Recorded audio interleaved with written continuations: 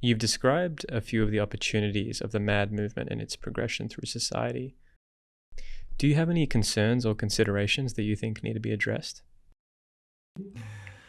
Yes, I think that MAD studies and the MAD movement are still quite global north. They're still quite white. They're still, still dominated by kind of privileged identities, kind of cisness and maleness. And I think that there's, word of caution and warning that MAD studies is becoming everything that it's kind of saying that it's not. In that it's about being socially just and being community driven, being lived and living experience driven. The problems with that is that, ideology, phenomenology looks different in every country, in every culture, in every community. So how can we ever have universality when there's so much diversity within any one community? It's like within our own communities, there's so much diversity, so much perspective.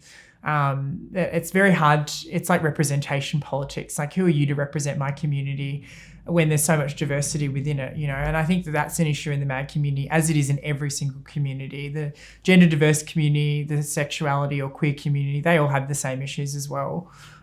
So I think that there's a caution around, MAD studies becoming for the privileged elite, becoming very academic.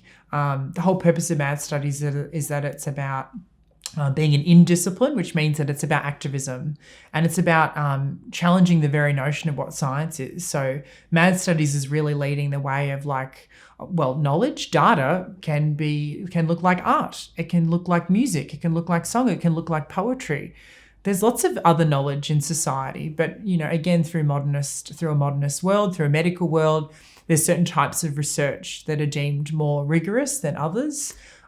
Which has devalued all other knowledges, which is just not okay. And it's not an accurate reflection of the world either, because we've always had lots of different ways of understanding the world through different knowledge. So, the word of caution, I think, is around how will MAD studies be interpreted cross-culturally in different, contexts. How will it truly represent social justice issues if it's being led by academics, which again, by virtue of privilege, and I'm in this weird position where I've come from a lot of trauma, I've come from a lot of oppressed identities. I'm still white, I still assigned male at birth, reasonably attractive, and they are privileges, they're absolutely privileges. So, have had fluctuating class now that I'm an academic as well as being an activist, as well as being a service user. So I think there is a whole group of us that are that, but I think there's still a caution that it's, like any academic discipline, it's not really an accurate reflection of the day-to-day for people. So we need to, I think, work very hard with our communities and do our work slowly with people in a co-design, co-produced way.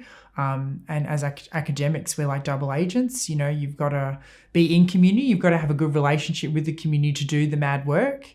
But then sometimes people can see you as like one of the privileged MAD people, so they don't want to work with you. So you're kind of in this I feel like I'm not part of the ivory tower of the university, but then the MAD community don't really see me as one of them either. So it's like you're kind of working between the interface between the MAD community and the university. And the university is just also a beacon of capitalism. It's all about making money.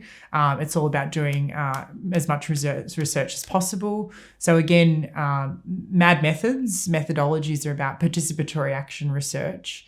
And when you're working with people in co-design ways, you're working with people. People take time. People take time to process and unfold. And that doesn't work well in a university environment. So you're also combating with the fact that your own structures, employment structures, don't actually enable you to work in MAD ways, which are to allow things to unfold, to be trauma-informed. You can't just force people, to be able to share their story or share their experiences. That needs to come in time at the person's pace where they feel safe. The university environment doesn't allow that to happen.